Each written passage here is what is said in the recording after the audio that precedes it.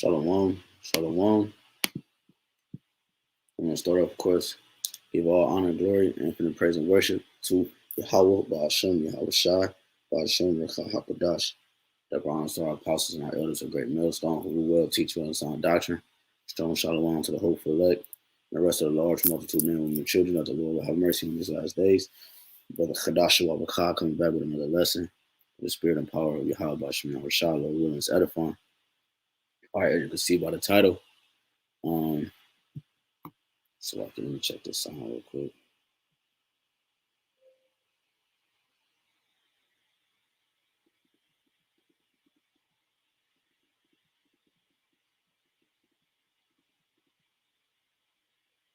So I can,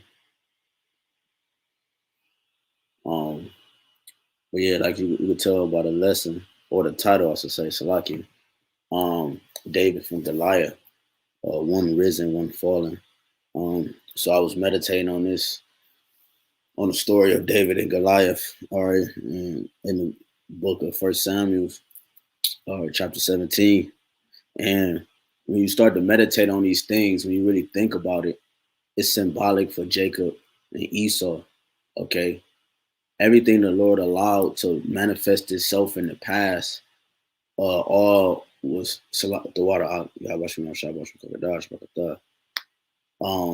Everything the Lord allowed to allow, He allowed to happen in the past is metaphorically or links up with the two main characters, which is Jacob and Esau. Okay, in some way, shape, or form, it's all surrounded by them. All right, so matter of fact, I'm gonna get this. We're gonna start off right here. All right, Lord willing, it makes sense because so I can give you through the spirit and power of YAHWASHI, YAHWASHI. Hold on, I forgot I ain't use StreamYard in a minute. All right, let me share this screen. Okay, cool. All right, so you'll see what I'm saying. So, because what did David? Not David, but matter of fact, I don't want to jump the gun. Let me get this preset real quick. All right, let's go. Let me share this. All right, All right, let's go to here. And let's grab Exodus real quick. 14. Okay, it says, you know why I was tripping. Okay, it says, the Lord shall fight for you and ye shall hold your peace. So I wanted to start with that through the spirit because why? And when you go into the story, you will understand exactly why of what David said to Goliath. As Goliath,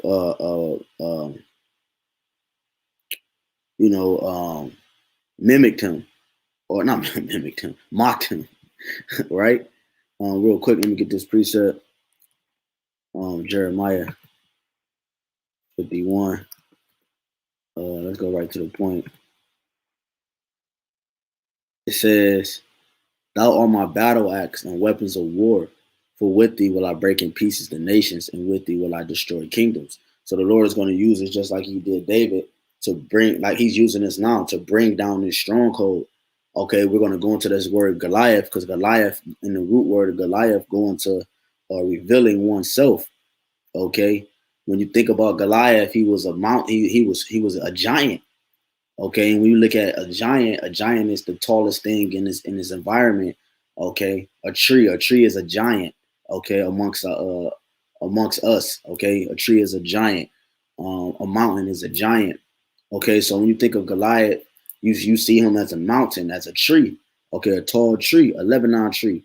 All right, and when you look at him, when you look at Esau is also a giant. Okay, Esau also is a giant. He's matter of fact, Obadiah. It tell you that this is Obadiah. It's only one verse. This is Obadiah 1. I'm not one verse, one chapter. Obadiah 1. And let's go straight to the point. 3. The pride of thine heart have deceived thee, thou that dwellest in the clefts of the rock, whose habitation is high. that saith in his heart, his mind, who shall bring me down to the ground. When you're a giant, you don't think about falling to the ground, man. You know, when you're a giant, you don't think about falling. You just think about everything you can smash, everything you can squish. You know, when you're a giant and there's no one as tall as you, no one can bring you down. You think in your mind no one can bring you down. Just like an eagle. That's why his symbol is the eagle, because why? Nothing preys on the eagle. You understand? So it says, the pride of thy heart have deceived thee, thou that dwellest in the clefts of the rocks, whose habitation is high, that saith in his mind, who shall bring me down to the ground? Though thou exalt thyself as an eagle, and though thou set thy nest among the stars, thence will I bring thee down, said the Lord. So the Lord is showing you how he's bringing you down. First and foremost, Jeremiah 28:8. He's bringing you down by the spirit of his mouth, which is the spirit of prophecy, which upholds to the prophets. You see? And the prophets is bringing that aura and that vibrations and the Lord's essence amongst the people. Okay? And his presence is too much to dwell amongst the people. So by just bringing his vibration, it's enough to destroy this kingdom. That's how pure the Father is. You know?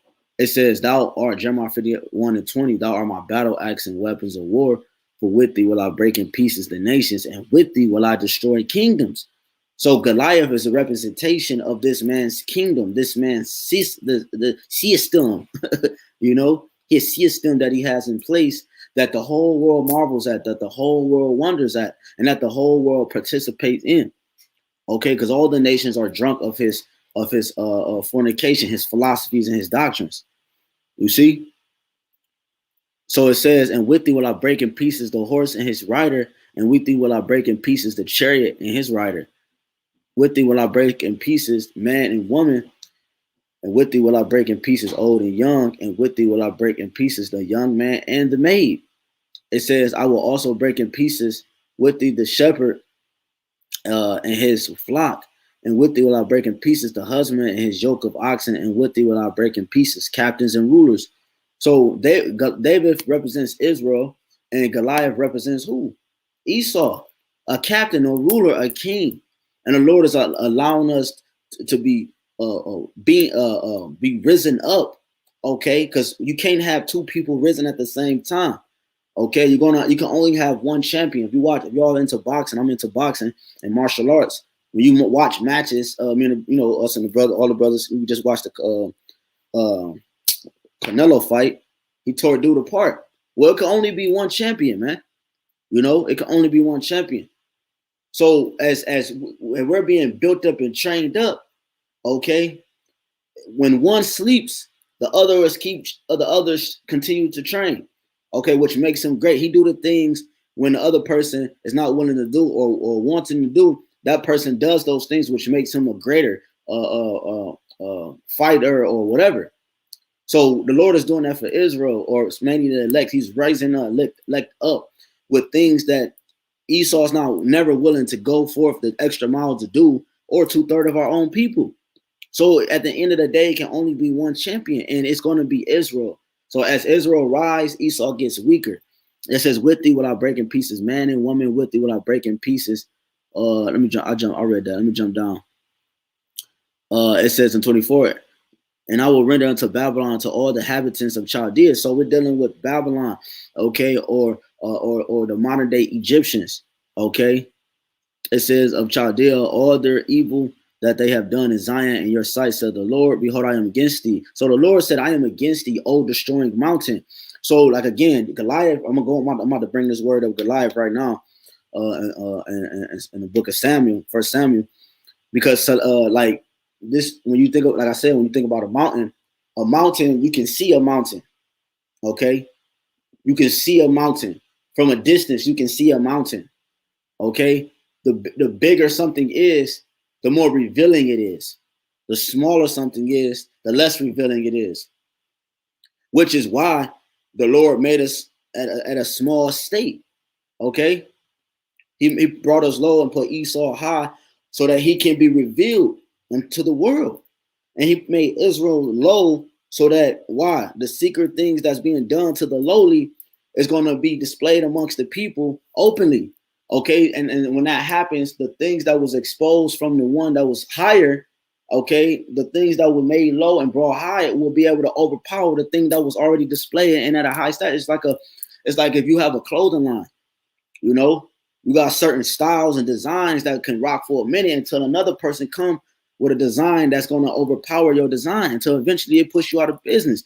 That's why you have Walmart being the biggest retailer, because they put all these other stores out of business. It's just one-stop shop, man. Clothes, you could get your oil changed there, your tires done. You got banks in there. You got hairstylists in there. You got salons, like salons. You have massage parlors in there, and all in Walmart, man. You have a pharmacy in there. It's a one-stop shop. So it puts the other things out of business because it can only be one top dog. So the Lord said, I am against thee, O destroying mountain, said YAHWAH, which destroyeth all the earth, this giant. And I will stretch out my hand upon thee and roll thee down from the rocks and will make thee a burnt mountain. A mountain is a representation of a government. So this government, the Lord is going to bring down Goliath, this Goliath government, the Lord is going to bring down using the house of David, just like he did in the past with David and Goliath. And they shall not take thee a stone for a corner, nor a stone for foundations, but thou shalt be desolate forever, said the Lord. Right? So look, real quick, and so shalom to everybody tuning in. Let's go to 1 Samuel chapter 7 real quick. It's like 17. Let's go straight to the point. I want to get this. So we're going to breeze through this chapter before I jump down to the point. Let's read 1 Samuel 17:4. And there went out, and that was just a warm-up for the lesson, and there went out a champion out of the camp of the Philistines named Goliath of Gath, whose height was 6 cubits and a span. So he was real tall, right? So we're going to go into this word Goliath real quick. All right.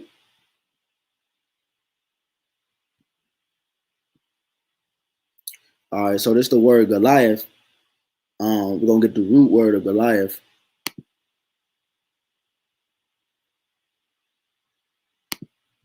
Strong's H, 1540. Galah. Galah, which goes into to uncover, remove, okay, depart, to go into exile, right? It says to be uncovered, to be discovered, right? To be revealed, nakedness, okay? So, because why? Because he's so goddamn tall, all his parts are exposed. If y'all ever seen the movie Dudes, Where's My Car?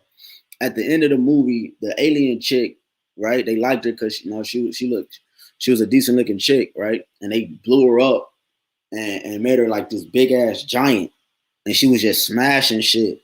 Right, the movie with Ashton Kutcher. Well, as she was walking over everything, you could see her panties. You can see underneath her skirt. Because she was so goddamn big, you know, it was all revealing. And that's what the Lord have done unto the nation of Esau, a nation of Edom. He have made them so big that you can't help but see them.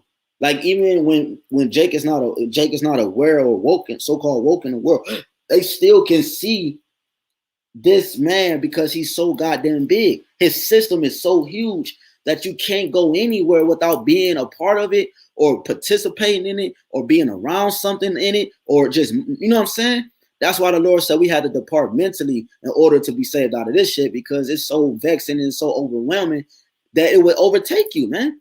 That's why we have to have a spiritual intervention. We have to have a spiritual,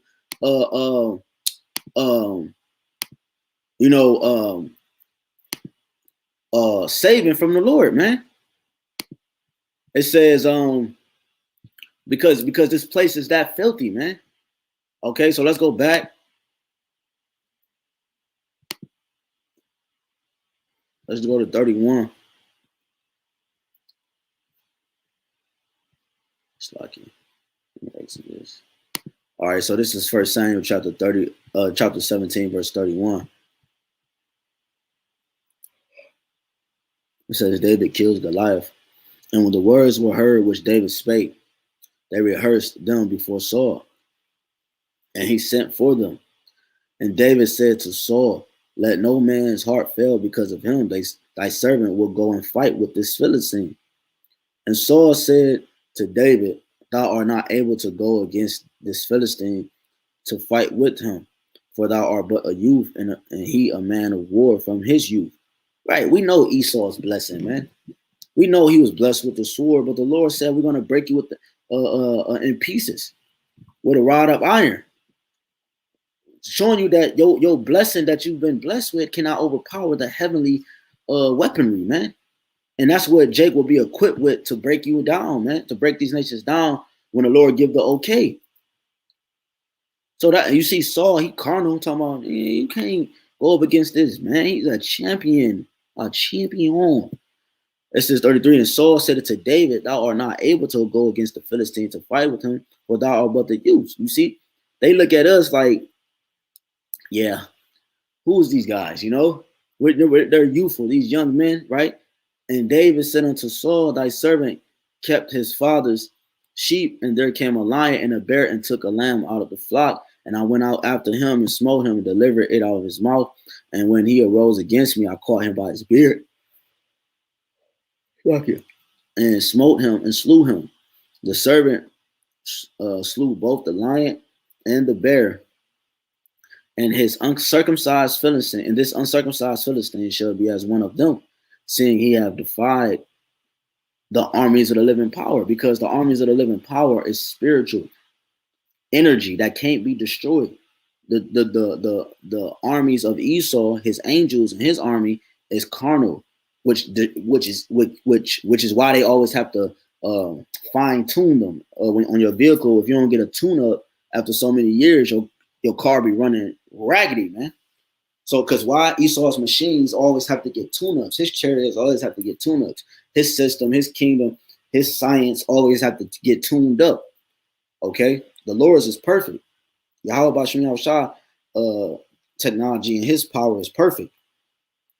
It said, he have defiled the armies of the living power. David said, moreover, the Lord have that delivered me out of the paw of the lion, and out of the paw of the bear, he would deliver me out of the hand of the Philistine. Right, the paw of the lion and the paw of the bear is these other nations that had us in captivity, and he would deliver me out of the hand of the Philistine, which is Esau, Edom in his modern time. Okay, the Lord is going to deliver his elect out of the hand of the Philistines. And Saul said unto David, go, and the Lord be with thee. You see. Why? Because the elect have ultimate faith through every captivity, through every situation that they face. They have faith, man. The elect is all about faith.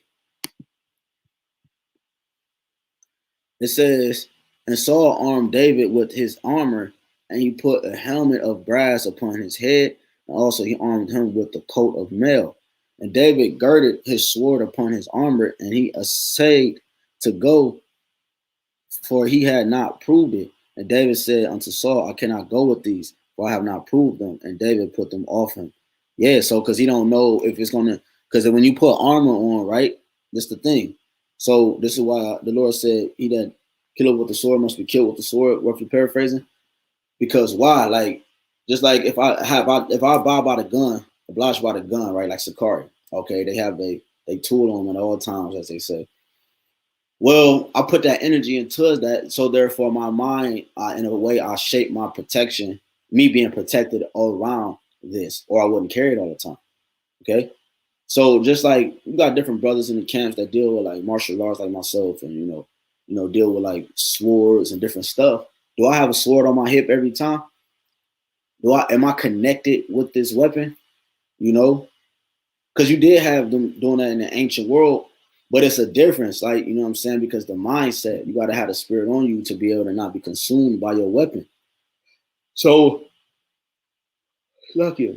When David was gearing up with all his armor, you know, he didn't prove it. You know, which means him proving it would be him in training or battle with that same armor he's putting on, and it protected him from death. Well, in this case, he didn't prove it. So it wasn't going to protect him from death. So he was better off without it than with it, because it was just going to be a distraction, showing you that he was walking in faith. Okay. So it says, and David girded his sword upon his armor, and he essayed to go, for he had not proved it. And David said unto Saul, I cannot go with these, for I have not proved them. and David put them off him. Right. So when you go here, when you go to Sirach 36, we got to put on the spiritual armor. Okay. Sirach 36 and 1. Have mercy upon us, O Lord, power of all, and behold us, and send thy fear upon all the nations that seek not after thee. Right. And as we're going to continue to read, Goliath tried to curse David in the God he served, man. Lift up thy hand, and that's what Esau do on a daily basis. One risen and one fallen. Lift up thy hand against the strange nations and let them see thy power. And that's what you see. A small, youthful man going up against this great mountain, this great giant, Goliath. Israelites, these thugs, these niggas with no credit scores, they call it, and no money, and kill each other, and with the meme mug. These niggas, you know what I'm saying? These niggas being risen up, Yes, that's let them see. Matter of fact, let me hold that real quick. Wisdom of Solomon 5. It says, then shall the righteous man stand in great boldness before the face of such as have afflicted him and made no account of his labors. Right. They don't make no account of our labors, man. Okay. We're not properly rewarded. We didn't even get proper reparations. Think they're going to properly reward you? It says, so we're standing in great boldness by the power of the Lord. When they see it, they shall be troubled with terrible fear and shall be amazed at the strangeness of his salvation, so far beyond all that they look for. Right? Our salvation, we're singing a song of Moses, which is a song of deliverance, okay, which King David goes back to Moses in the reincarnation, okay, and Peter, and this is something that they're not looking for lowly men to be risen up great men and to break them in pieces like with a rod of iron with great power.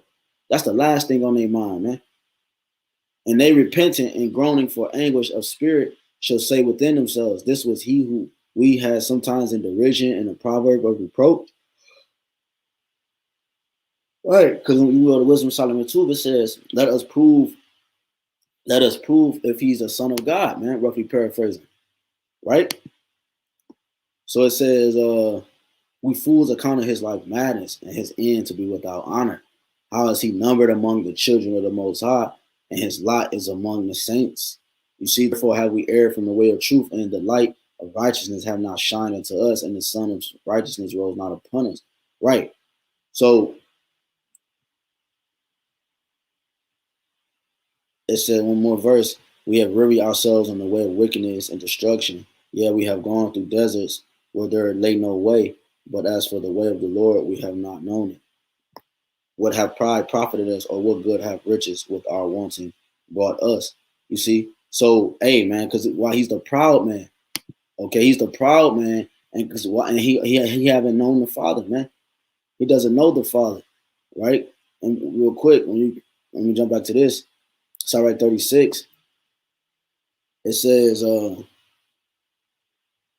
let's go to 2, and send thy fear upon all the nations that seek not after thee. See, they have not known the Lord. So the Lord's going to send that fear upon them.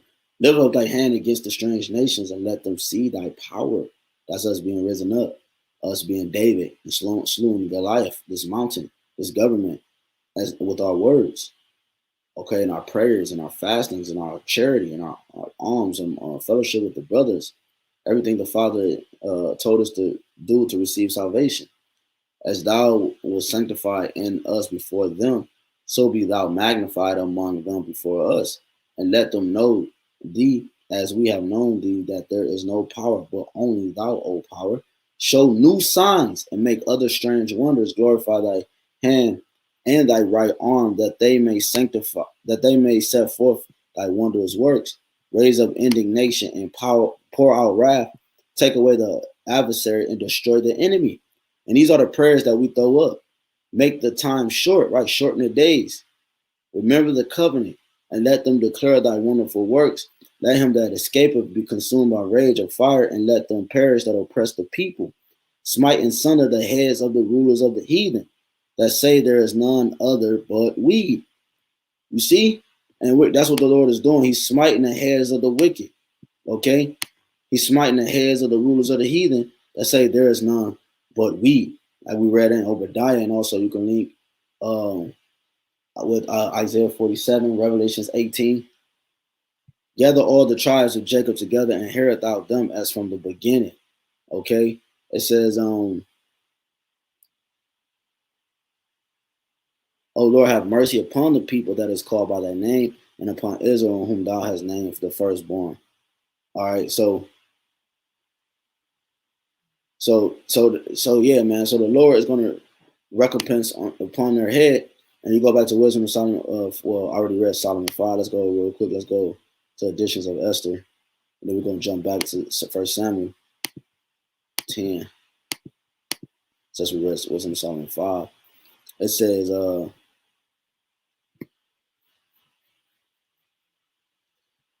little fountain became a river,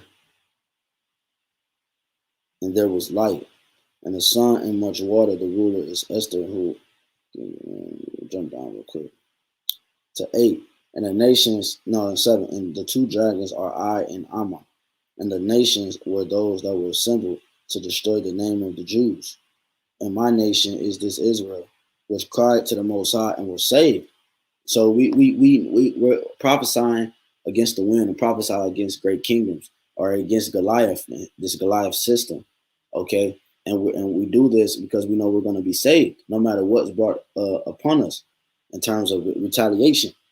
And it's all of the Lord, for the Lord has saved his people, and the Lord have delivered us from all those evils. And the Most High have wrought signs and great wonders which have not been done amongst the Gentiles. So it's hard for Goliath to understand the things of the Spirit. He couldn't see that this man, this youthful man of lesser stature, would be able to bring him down, because he's a carnal man. Okay, he's a carnal man. Therefore had he made two lots, one for the people of the Most High and another for all the Gentiles. And these two lots came at the hour and time, the day of judgment, before the power amongst all nations. And we get one more, Isaiah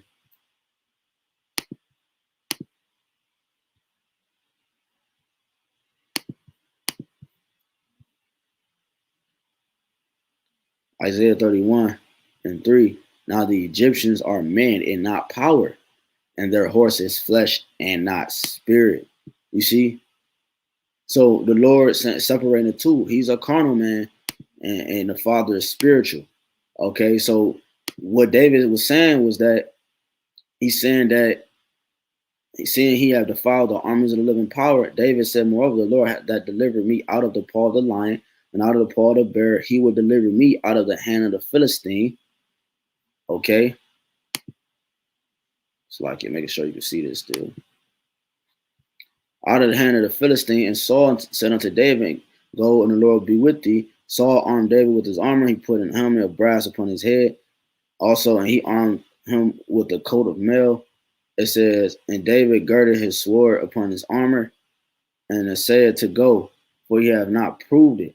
And David said unto Saul, can I go with thee, for I have not proved with these, for I have not proved them. And David put them off him. Right. I don't think I read that in Sorry 36. Let me see. I think it's in Sorry 36. Bear with me.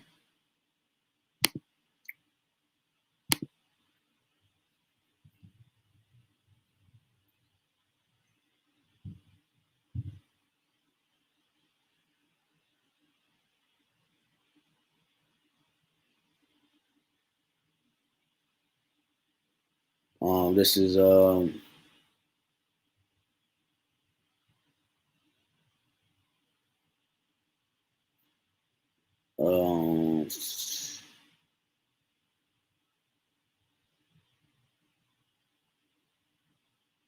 might have been thinking about another precept.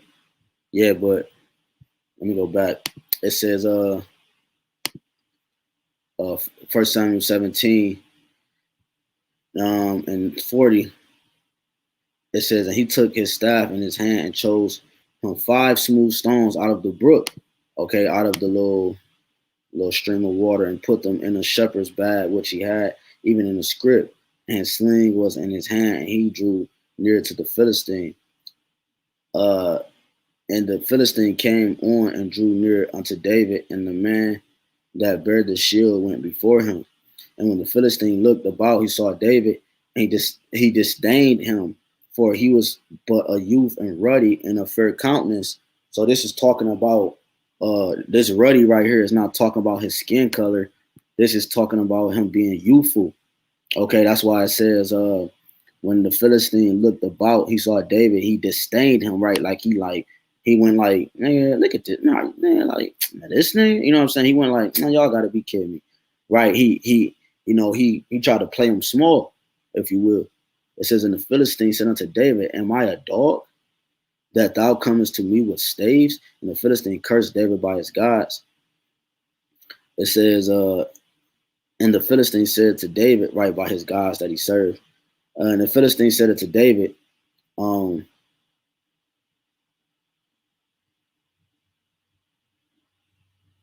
the Philistine said unto David, come to me, and I will give thy flesh unto the fowls of the air and to the beasts of the field. So he was hollering, man. He was talking crazy. It says, then said David to the Philistine, thou comest to me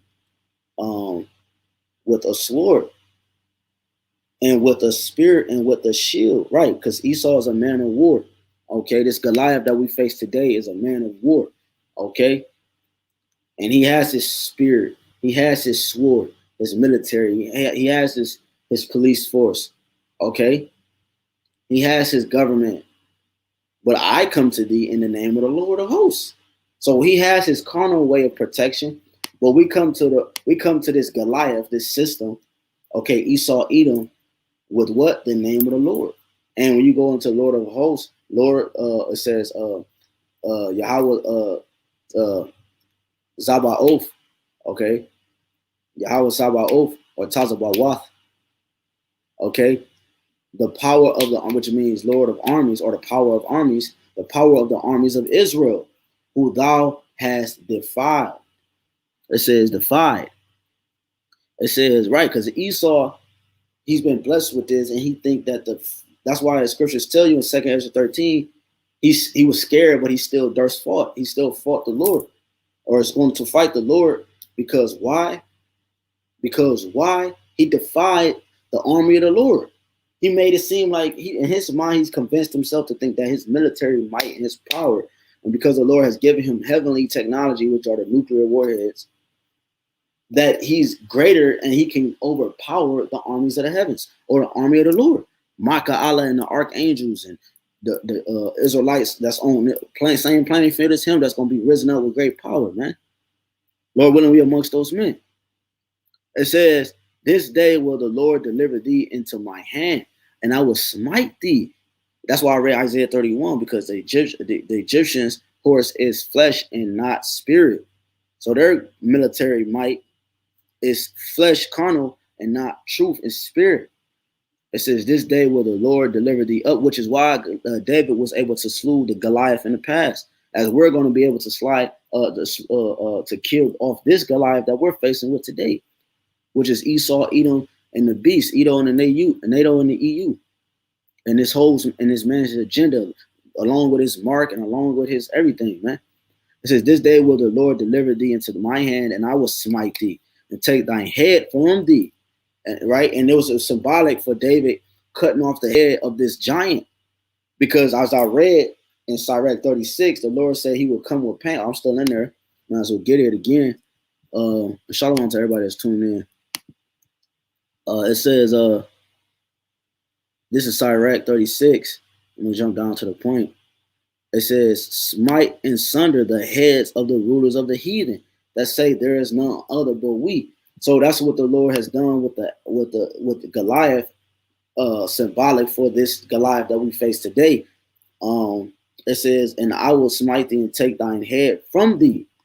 Right? And that's what the Lord desire. And then we get one more for a witness. We go to Jeremiah chapter 30. Go to the last two verses. It says, 23, behold, the whirlwind of the Lord go forth with fury, and a continual whirlwind, and shall fall with pain upon the head of the wicked. So the Lord is coming for the head of the snake, man. Cut the head off, the whole body dies, man. That's why the scripture told us in Isaiah 1 and 5 on down, and Isaiah 5 and 13 on down, that the head is sick, our multitude dried over thirst. If the whole head is sick, the whole body is sick. If the head is sick, the whole body is sick. Talking about our leaderships, our rulers, our leaderships, our elders in our nation, okay, failed. Therefore, we fail. You know what I'm saying? Which is why the Lord had to make a separation for the true worshipers, okay, to fall under a true leadership and true management, which is Yahawashi, Hamashiach. Okay, it says shall fall with pain upon the head of the wicked. So the Lord is he's coming down upon the head of the wicked, man. It says, and I will smite thee and take thine head from thee. So this was symbolic for the destruction of the head that's spearheading the world into darkness, which is Esau, Edom. And I will, in his politics, and I will give the carcasses of the host of the Philistines this day unto the fowls of the air, unto the wild beasts of the earth, that all the earth may know that there is a power in Israel. So all the earth is going to know that when we take this Goliath down this time, right, the Lord allowed him to be a bigger giant. When we allow, that's why it said his deadly wound was healed. You know, if you linking all this up and understanding how I'm tying this into Esau now, right? It said the beast was wounded, but his deadly wound was healed in Revelation 13. So as David slew the neck or the head off this Goliath in the past, okay, this Goliath in the future that we're dealing with right now, in the present time, you know, this time the Lord is going to have to kill him, but he's going to make sure he never exists again, man. Be risen back up in power. That's why you read Isaiah 14, prepare slaughter for his children so that they do not rise. Okay, because I believe, he had a son, Goliath. It says, I think David had to kill him too. It says, ran toward the army to meet the Philistine, and David put his hand in his bag and took thence a stone and slang it and smote the Philistine in his forehead, that the stone sunk into his forehead and he fell upon the face of the earth. Right. He went straight for the dagger, man, or, straight to the head. Boop, headshot. And the Lord had it guided directly to his head, and it sunk in his head, man. It says, and he fell upon his face to the earth. Right. And it says, so David prevailed over the Philistine with a sling and with a stone, and smote the Philistine and slew him, but there was no sword in the hand of David. Yeah. So real quick, let me get this precept. I should have brought this out earlier. Exodus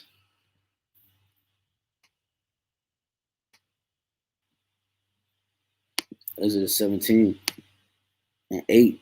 This is symbolic of what we're going into. It says, then came Amalek and fought with Israel and Rephidim. And Moses said unto Joshua, choose us out men and go out fight with Amalek. Right. Choose us men to go to battle. Tomorrow I will stand on the top of the hill with the rod of Most High in my hand. Symbolic, right? For Moses who was also King David, going to the top of the hill, declaring victory, right? If you have ears to hear it, but also showing how the victory was going to come. And this is how. So Joshua did as Moses had said unto him, and fought with Amalek. Right. The Lord, we've been warring with Amalek from generation to generation, as it's going to say in this chapter. And Moses, Aaron, and Hur went up to the top of the hill. And it came to pass, right, as the priesthood went up the top, some symbolic for the new covenant, or Yahawashi being his government being set back up. They went back to the top of the hill, and came to pass when Moses held up his hand, the right hand of the Lord is Yahawashi, that Israel prevailed. And when he let down his hand, Amalek prevailed. So when he lifted up his hand, he rose into power and victory. Israel prevailed. Right. Esau is the end of the road. Jacob is the beginning of it that followeth. And when he let down his hand, when he put down his hand, Amalek prevailed. You see? So Israel's being put back on top, man. And Amalek know that, man. But Moses, and I still wanted to do this lesson. I haven't been able to get around to it. Called the elect of the Most High versus the elect of Esau, which is the Amalekites, man. But it says, but Moses' hands were heavy, and they took a stone and put it under him, and he sat therein, and Aaron and Hur stayed up his hands, and the one on the one side and the other on the other side. It says, and his hands were steady until the going down of the sun. And Joshua discomfited Amalek and his people with the edge of the sword. And the Lord said unto Moses,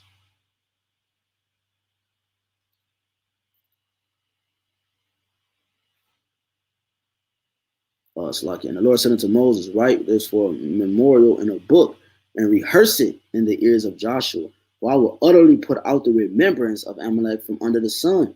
And Moses built an altar and called the name of it YAHWAH Nisi. For he said, because Yahweh have sworn that the Lord have sworn that the Lord will have war with Amalek from generation to generation. You know, so that's this new Goliath that we're fucking fighting right now, man.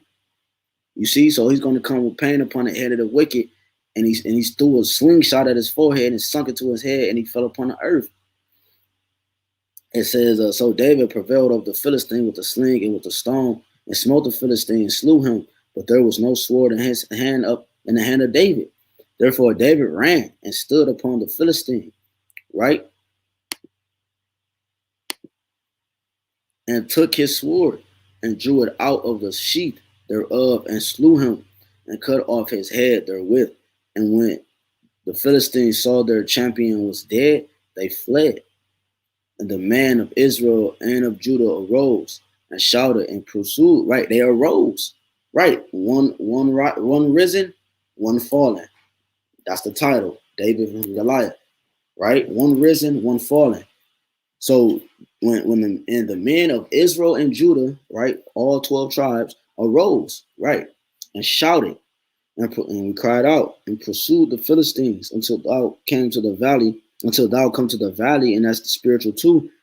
All right, because the Lord is bringing Esau to the valley of decision, and to the gates of Ekron, until the wounded of the Philistines fell down by the way to Sharam, even unto Gath and unto Ekron. And the children of Israel returned from chasing after the Philistines, and they spoiled their tents. And David took the head of the Philistine and brought it to Jerusalem, but he put his armor in his tent. And when Saul saw David go forth against the Philistine, he said unto Abner, the captain of the host, Abner, whose son is this youth? And Abner said, as thy soul liveth, O king, I cannot tell. And the king said, inquire thou whose son the stripling is. Right, he called him a stripling. Let's go into that word stripling. And in verse 55 is really why I read Wisdom of Solomon file. Because they look at us like, who are these people? How is he numbered amongst the saints? Whose father is he? Right? Going to this word stripling. IWALAM. Stripling means young man, something kept out of sight. So who is this young man, right?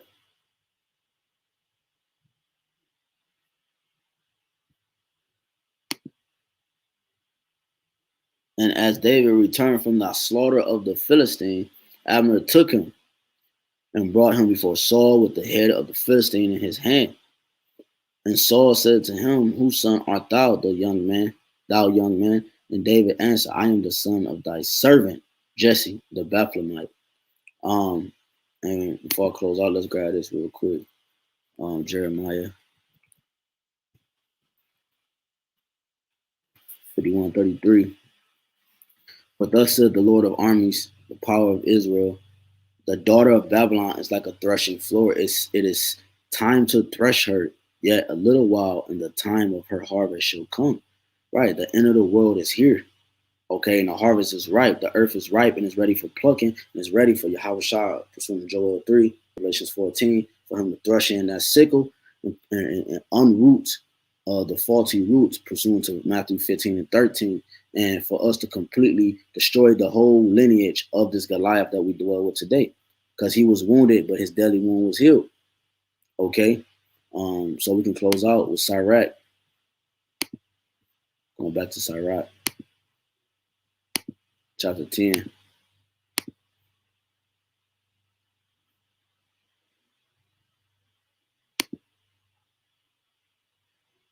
And 4.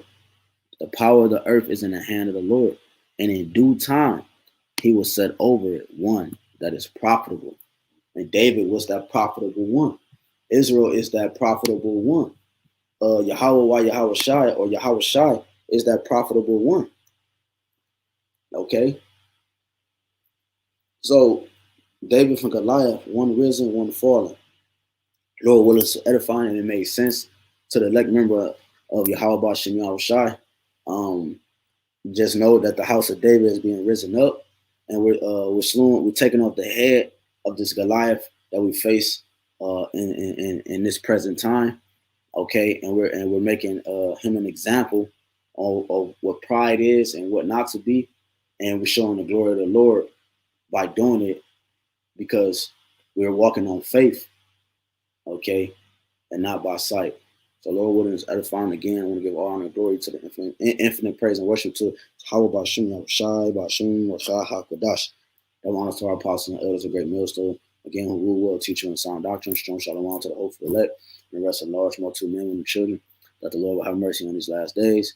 Brother Kadash, shalom.